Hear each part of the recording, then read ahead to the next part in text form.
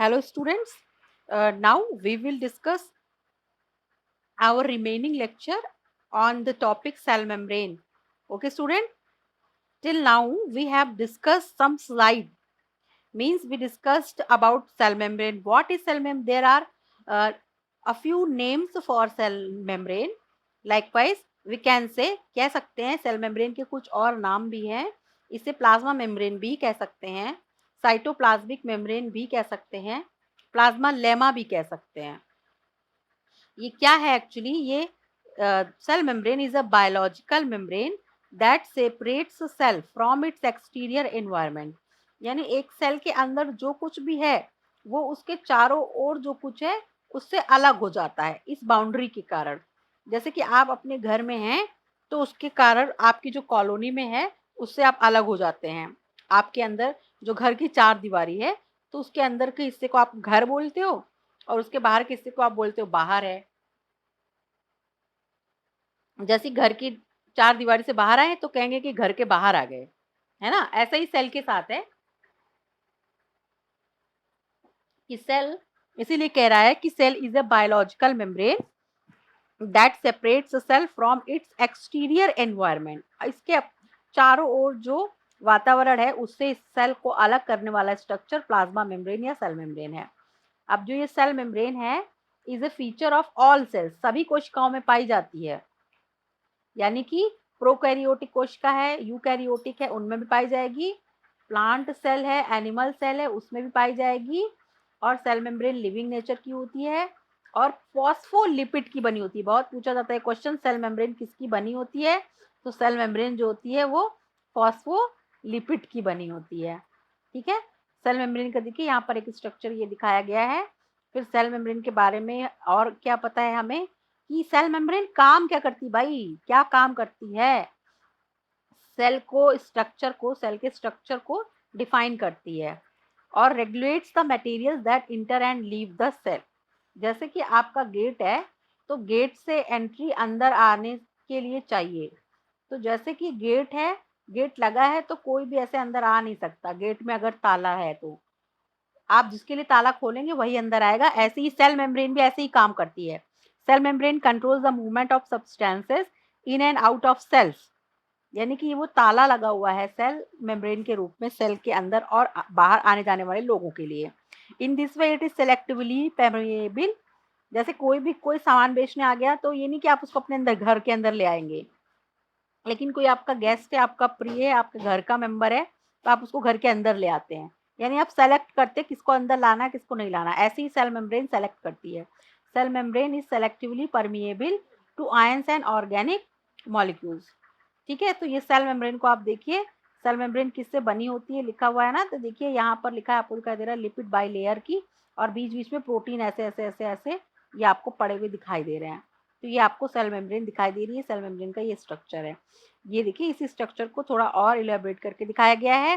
फिर मेन हमको यहाँ से पढ़ना था, ये भी थोड़ा बहुत मैंने उसमें बहुत डिस्कस किया था. फिर भी देखिए डिफ्यूजन, बात हो रही थी कि क्या सेल के अंदर आ सकता है, क्या सेल के बाहर जा सकता है. तो भाई सेल के अंदर लिक्विड भी है और सॉलिड टाइप के मटेरियल्स भी हैं, जेल टाइप की चीज़ें भी हैं, पार्टिकल्स भी हैं. तो सॉलिड, लिक्विड या कुछ गैस के रूप में सेल के अंदर आए या सेल से बाहर जाए तो इसको ही कैसे ये होगा, इसको, इस घटना को क्या कह सकते हैं, ये किस आधार पर निर्धारित होता है. तो ये अणुओं का एक क्या कह सकते हैं कि कैरेक्टरिस्टिक फीचर्स होता है. मॉलिक्यूल्स का कैरेक्टरिस्टिक फीचर होता है. मॉलिक्यूल्स की आदत होती है कि मॉलिक्यूल्स हमेशा क्या करते हैं, जहां उनकी संख्या ज्यादा है वहां से जहां उनकी संख्या कम है उस ओर चले जाते हैं, और इसे ही डिफ्यूजन कहा जाता है. जो भी कोई भी मॉलिक्यूल होगा, कोई भी चीज मॉलिक्यूल से ही बनी है, कोई भी पदार्थ है, लिक्विड, सॉलिड, गैस, सब मॉलिक्यूल से बना हुआ है. और मॉलिक्यूल्स क्या है, वो एक जगह जहां वो ज्यादा संख्या में है उनका हमेशा नेचर होता है उस जगह से वो खाली जगह की तरफ जाते हैं, और इसी प्रोसेस को कहा जाता है डिफ्यूजन.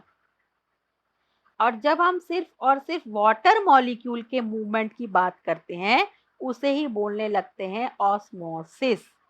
ठीक है. वाटर में also move across the membrane from higher to lower concentration और जब हम वाटर के मूवमेंट को देखते हैं तो इसी को बोलते हैं ऑस्मोसिस। तो movement of water bye diffusion is called osmosis. जैसे किसी भी चीज का मूवमेंट बोलो, किसी भी मॉलिक्यूल का मूवमेंट बोलो, movement of molecule from its higher concentration to lower concentration, तो उसके लिए टर्म होगा डिफ्यूजन। लेकिन जब हम कहेंगे वाटर का डिफ्यूजन तो टर्म ले लेते हैं osmosis. Movement of water bye diffusion is called osmosis. Water पे तब फोकस क्यों कर रहे हैं? क्योंकि हम सेल की बात कर रहे हैं ना, सेल के अंदर 90% वाटर है। तो सेल के ही सेल में कौन चीज अंदर आएगी, कौन सी चीज बाहर जाएगी, ये इस पे बहुत डिपेंड करता है कि वाटर के मॉलिक्यूल्स कैसे मूव करते हैं सेल के अंदर और बाहर। इसीलिए हमें ऑस्मोसिस के बारे में जानना है। देखिए यहाँ पे आपको दिखाया है कि वाटर के मॉलिक्यूल्स, ये जो सोल्यूशन है ये शरबत जैसा सोल्यूशन है, और इसमें क्या है कि चीनी घुली हुई है, और यहाँ क्या है, प्योर वाटर है। तो प्योर वाटर है यानी कि कुछ घुला नहीं है, तो हमेशा उसमें वाटर मॉलिक्यूल ज़्यादा होंगे। और यहाँ आप देखिए वाटर मॉलिक्यूल में जब हमने चीनी में घोल दी तो वाटर मॉलिक्यूल की संख्या कम हो गई। तो वाटर मॉलिक्यूल भी कहाँ से कहाँ जाता है, अपने ज़्यादा से कम की तरफ जाएगा। तो इस चैम्बर से इस चैम्बर में वाटर मॉलिक्यूल्स का मूवमेंट होगा। ठीक है, ठीक है, ये एक डिस्कशन आपको मैंने बताया कि इस तरीके से वाटर के मॉलिक्यूल मूव करते हैं। तो वाटर के मॉलिक्यूल जो मूवमेंट करते हैं, उसी मूवमेंट के आधार पर अगर वो वाटर मॉलिक्यूल सेल के अंदर आ रहे हैं कि बाहर जा रहे हैं, दो बातें हो सकती हैं। वाटर का मॉलिक्यूल, जैसे ये सेल है, तो ऐसा हो सकता है कि वाटर के मॉलिक्यूल्स क्या होंगे, सेल के अंदर आए, ऐसा हो सकता है। या ऐसा हो सकता है कि मॉलिक्यूल्स क्या हैं, वाटर के मॉलिक्यूल सेल के अंदर हैं और सेल से बाहर चले जाएं। तो जब मॉलिक्यूल सेल से बाहर जाते हैं तो उसको एक्स ऑस्मोसिस कहते हैं उस घटना को। और अगर मॉलिक्यूल सेल्स के अंदर आते हैं, सेल के अंदर मॉलिक्यूल जब आएगा तो उसी को बोलते हैं एंड ऑस्मोसिस। ठीक है, एंड ऑस्मोसिस मतलब वाटर मॉलिक्यूल का सेल के अंदर आना, और एक्स ऑस्मोसिस मतलब वाटर मॉलिक्यूल का सेल से बाहर जाना। यही बात टाइप्स ऑफ ऑस्मोसिस में यहाँ पर लिखी हुई है, आप देख सकते हैं। Endosmosis, exosmosis. Endosmosis is osmotic entry of water into cell या कोई और लिविंग सिस्टम में। एक्स ऑस्मोसिस क्या है, osmotic withdrawal of water, water का बाहर निकलना सेल से या किसी सिस्टम से। तो ऐसा कब होगा, कब एंड ऑस्मोसिस होगी, कब एक्स ऑस्मोसिस होगी। ये हमेशा निश्चित रहता है कि वाटर मॉलिक्यूल कब सेल के अंदर आने लग जाएंगे और कब सेल से बाहर जाने लगेंगे। तो उसकी एक ही परिस्थिति है, बताया आपको, कि जब वाटर के मॉलिक्यूल्स सेल के बाहर ज़्यादा होंगे तो वो सेल के अंदर आने लगेंगे। लेकिन अगर वाटर के मॉलिक्यूल्स सेल के अंदर ज़्यादा होंगे तो वो सेल के अंदर से बाहर जाने लगेंगे। ठीक है, तो यानी कि अगर सेल को ऐसी जगह रख दिया जाए, ऐसे मीडियम में, ऐसे एक माध्यम में रख दिया जाए जहां वाटर ज़्यादा है, मान लीजिए कि ये एक मीडियम है जिसमें सेल को रख दिया गया, और इस सेल में, इस मीडियम में, इस माध्यम में वाटर मॉलिक्यूल्स बहुत सारे हैं, बहुत ज़्यादा वाटर मॉलिक्यूल हैं, और इसके अंदर क्या रख दिया गया, एक सेल को रख दिया गया, और सेल के अंदर जो वाटर मीडियम है वो कम है, वाटर मॉलिक्यूल्स कम हैं। तो वाटर क्या है, सेल के अंदर आने लगेगा और एंड ऑस्मोसिस होने लगेगी। और ऐसा सॉल्यूशन जिसमें वाटर मॉलिक्यूल्स ज़्यादा होते हैं, ऐसे सॉल्यूशन को बोलते हैं हाइपोटोनिक सॉल्यूशन। क्या बोलते हैं, हाइपोटोनिक। हाइपो मतलब क्या है, लेस कंसंट्रेटेड, मतलब सांद्रता कम है, कम सांद्र है, यानी कि डाइल्यूट ज़्यादा है। हाइपो का मतलब हुआ डाइल्यूट सॉल्यूशन। डाइल्यूट सॉल्यूशन मतलब जिसमें कि वाटर ज़्यादा है। ठीक है, हम सिर्फ वाटर वाटर वाटर मॉलिक्यूल को देखेंगे। ठीक है, जैसे कि बेटा अगर आप एक ग्लास पानी लें और सिर्फ पानी है तो वाटर के मॉलिक्यूल्स उसमें ज़्यादा हैं।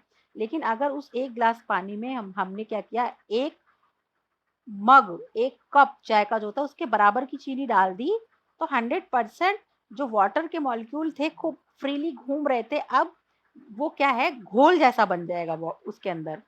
तो जो प्योर वाटर है हाइपोटोनिक है, वो डाइल्यूट सॉल्यूशन है, उसमें वाटर ज़्यादा है। जबकि जिसमें हमने चीनी भी मिला दी वो क्या है, कंसंट्रेटेड है। अगर सेल को प्योर वाटर वाले में रखोगे तो सेल के अंदर पानी आएगा, यानी हाइपोटोनिक में रखेंगे एंड ऑस्मोसिस होगी। और अगर सेल को चाशनी वाले में, जिसमें कि चीनी भी घोल दी गई है, ऐसे सॉल्यूशन में रख दिया जाएगा तो सेल के अंदर से वाटर बाहर जाएगा, क्योंकि सेल के अंदर वाटर ज्यादा है और वाटर मॉलिक्यूल अपने ज्यादा से कम की तरफ चला जाएगा। तो शरबत जैसे घोल में अगर सेल को रख दिया जाए तो क्या होगा, एक्स ऑस्मोसिस होगी। यही बात, यानी कि जब हम सेल को कहाँ रख दें, अगर हम सेल को कहाँ रख दें, अगर सेल को कभी हाइपोटोनिक सोल्यूशन में रख देंगे, हाइपोटोनिक सोल्यूशन में रखेंगे तो सेल में क्या होगा, एंड ऑस्मोसिस होगी, सेल के अंदर पानी आएगा। अगर हम हाइपरटोनिक सोल्यूशन में रख देंगे तो एक्स ऑस्मोसिस होगा और सेल से वाटर बाहर जाएगा। यही बात आपको यहाँ पर समझाई गई है। ठीक है, टाइप्स ऑफ ऑस्मोटिक सोल्यूशन, देखिए यही बात आगे यहाँ दिखाया गया है कि ऐसा सोल्यूशन जो कि हाइपोटोनिक होता है, यानी कि जिसका ऑस्मोटिक कंसंट्रेशन तुलनात्मक रूप से कम होता है, और ऐसे सॉल्यूशन में वाटर जो होता है वो ज्यादा होता है, इसमें वाटर मॉलिक्यूल ज्यादा होते हैं। और हाइपरटोनिक सॉल्यूशन वो होता है जिसका ऑस्मोटिक कंसंट्रेशन ज्यादा होता है, लेकिन इसमें वाटर मॉलिक्यूल क्या होते हैं, कम होते हैं। जब हम कंसंट्रेशन के रेफरेंस में बात करेंगे तो जो सॉल्यूशन सांद्र है, जो विलयन सांद्र है, हाई कंसंट्रेटेड है, उसमें वाटर कम है। और जो विलयन तनु है, यानी लेस ऑस्मोटिक कंसंट्रेटेड है, लेस कंसंट्रेटेड है, वाटर उसमें ज्यादा है। तो हाइपोटोनिक वाले से वाटर में एंड ऑस्मोसिस होगी सेल के अंदर, और इससे एक्स ऑस्मोसिस होगी। ये सब मैंने आपको पहले भी बताया था, बट मैंने आज आपको फिर से इसका एक रिवीजन दे रही हूँ। ठीक है, टाइप्स ऑफ ऑस्मोटिक सोल्यूशन ये हम लोग पढ़ लिए थे। अब देखिए यहाँ से हमें एक्चुअली पढ़ना था सेल वॉल। देखिए सेल वॉल क्या है, सेल वॉल जो स्ट्रक्चर है यहाँ से हमें मेन पढ़ना है आज। देखिए सेल वॉल नॉन लिविंग है, डेड स्ट्रक्चर है। सेल वॉल रिजिड है, ये अपना इसका बहुत ज्यादा इसमें परिवर्तन नहीं हो सकता है। और आउटर कवरिंग है जो कि प्लाज्मा मेम्ब्रेन, जो इसके पहले हम सेल मेम्ब्रेन पढ़ रहे थे, उसके बाहर पाई जाती है। और ये सिर्फ फंजाई और प्लांट सेल में पाई जाती है, सभी सेल में ये नहीं पाई जाती है। तो प्लांट सेल में सेल वॉल पाई जाती है और फंजाई की सेल में पाई जाती है, ये बात क्लियर हो जानी चाहिए। एनिमल सेल में नहीं पाई जाती, एनिमल सेल में सेल वॉल जो होती है नहीं पाई जाती। ठीक है, और कहाँ पाई जाती है, फंजाई में और प्लांट्स में पाई जाती है। तो फंजाई की सेल वॉल जो होती है वो काइटिन की बनी होती है, प्लांट की सेल वॉल जो होती है सेल्यूलोज की बनी होती है।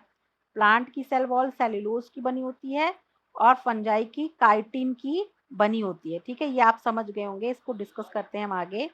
और प्लांट में यानी कि सेल है, अगर ये एक प्लांट की सेल है तो आप देखिए ये वाले डायग्राम में, देखिए इस वाले डायग्राम में कि जो प्लांट की सेल है, प्लांट की सेल, प्लांट सेल में आप देखेंगे कि ये सेल वॉल, ये जो देख रहे हैं ना, ये स्ट्रक्चर पूरा ये क्या है, सेल वॉल है।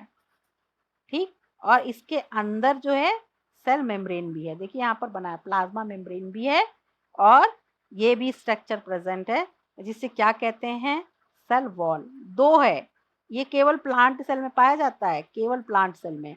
और ये जो सेल वॉल होती है ये किससे बनी होती है, ये सेलुलोज से बनी होती है। और फंजाई की सेल वॉल जो होती है वो काइटिन की बनी होती है।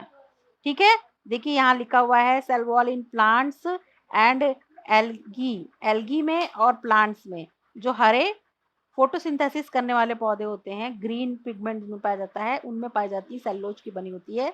फंजाई में काइटिन की बनी होती है। Cell wall not only gives shape, ये पौधे को एक निश्चित आकार देती है, पौधे की कोशिकाओं को, बल्कि मैकेनिकल डैमेज से बचाती है। आप पत्ती के ऊपर पत्थर गिर गया लेकिन पत्ती तुरंत मर नहीं जाती है, ओले पड़ते हैं पत्ती मर नहीं जाती, बर्फ पड़ती पत्ती मर नहीं जाती तुरंत।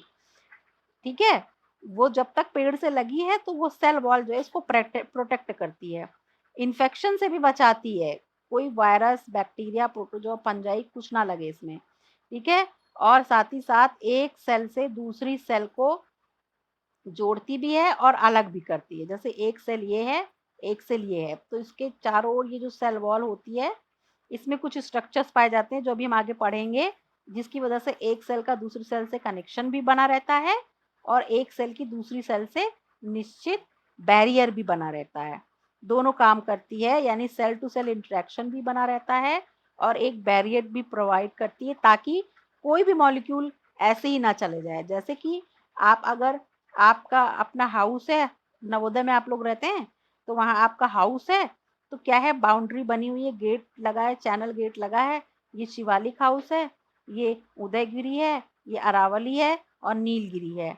तो चैनल बना है, चैनल से तुम जा सकते हो जरूरत पड़ने पर, लेकिन ये चैनल क्या है, अगर हाउस मास्टर चाहेगा चैनल में ताला लगा देगा और क्या होगा, कोई भी बच्चा इस सेल से इस सेल में अपने आप, इस सेल से इस सेल में अपने आप अपनी मर्जी से नहीं घूम पाएगा।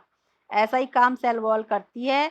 It helps in cell to cell interaction and provides barrier to undesirable macromolecules.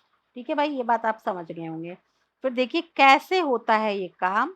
तो मिडिल लैमेला नाम का एक स्ट्रक्चर होता है, कैल्शियम पेक्टेट का बना हुआ। ये एक सेल से दूसरी सेल को जोड़ता है। जैसे आपको पता है कि बिल्डिंग किसकी बनी होती है, ईंटों की। तो ये जो ईंटें हैं ये सेल है, लेकिन ईंट ईंट ईंट तुमने रख दी और कोई हाथी आया, बहुत गुस्से में था, उसने अपनी लात मार दी उस पे या उस पे सूंड से मार दिया, तो क्या होगा, सारा सेल, सारा ईंट गिर जाएगा, है ना। लेकिन अगर किसी ने क्या किया, सीमेंट, ऐसे सीमेंट से हर एक सेल को, हर एक ईंट को जोड़ जोड़ के तब लगा के रहा है, तो क्या होगा, चाहे कोई गुस्से में कोई इंसान आएगा, वो धक्के मारेगा, तो भी ऐसा नहीं होगा कि तुरंत तुम्हारा घर गिर जाए। हाँ, तो ऐसे ही सेल के साथ भी होता है।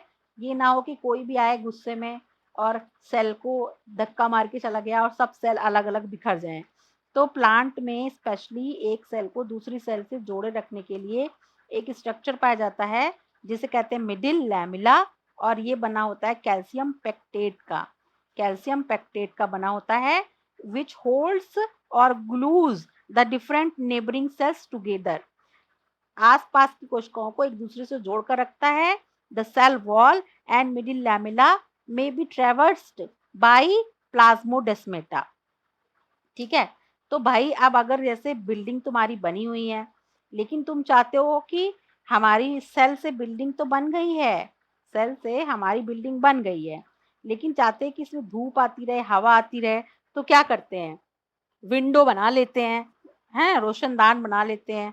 तो ऐसा ही सेल भी करती है भाई, सेल अनवांटेड चीज ना आ पाए और कोई सेल को आराम से तोड़ ना दे, लेकिन सेल को विंडो भी चाहिए।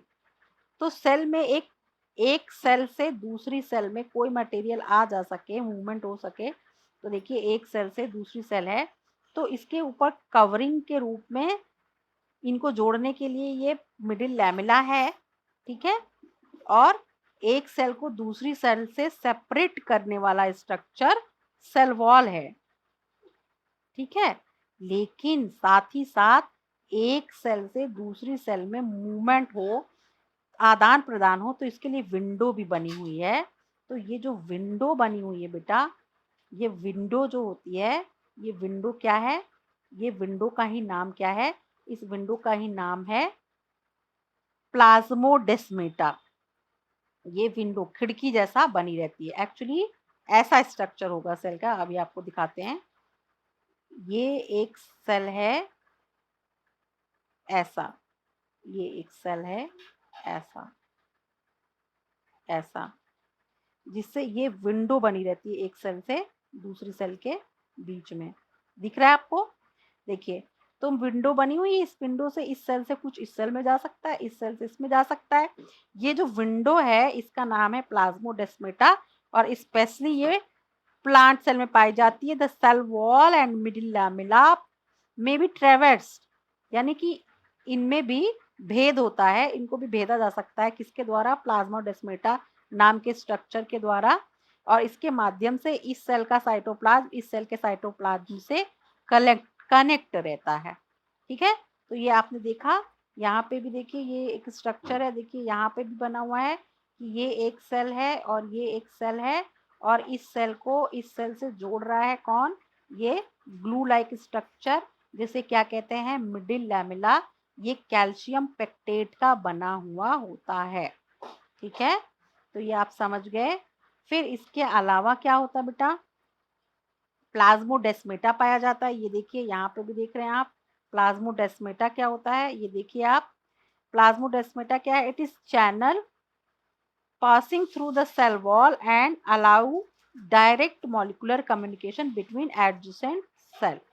देखिए ये एक सेल है, ये एक सेल है, ये एक सेल है, ये एक सेल है, तो इसमें विंडो आपको बने हुए दिख रहे हैं। देखिए यहाँ पे, देखिए ये विंडो जैसा दिखाया गया है, यहाँ देखिए विंडो दिखाया गया है ना। ऐसे ही एक सेल से दूसरी सेल के बीच में ये विंडो दिखाए गए हैं, तो इसी विंडो का नाम होता है प्लाज्मोडेस्मेटा। ठीक है, तो इस तरीके से सेल वॉल सेल को प्रोटेक्शन भी देती है, लेकिन सेल वॉल एक सेल से दूसरे सेल को जोड़ने के लिए उसमें प्लाज्मा, उसमें मिडिल लैमेला भी पाई जाती है, और एक सेल से दूसरी सेल में कनेक्शन बना रहे, मटेरियल आ सके जा सके, इसके लिए प्लाज्मोडेस्मेटा नाम का स्ट्रक्चर भी सेल के अंदर पाया जाता है। ठीक है, तो ये यहाँ तक का डिस्कशन आज यहीं तक रखते हैं, क्योंकि बहुत लेंदी वीडियो में फिर दिक्कत होती है। तो आपको मैंने सेल मेम्ब्रेन और सेल वॉल के बारे में बता दिया, और सेल मेम्ब्रेन सेल वॉल से जो रिलेटेड डिस्कशन है ये आप अपनी कॉपी में लिख लेंगे और अच्छे से नोट्स बनाएंगे और जो मैटर है उसको याद करेंगे। अगर आपको कोई टॉपिक से रिलेटेड कोई क्वेरी है तो आप कमेंट बॉक्स में इसको टाइप भी करिएगा, वीडियो आपको यूट्यूब पर अवेलेबल रहेगा। Okay students, thank you.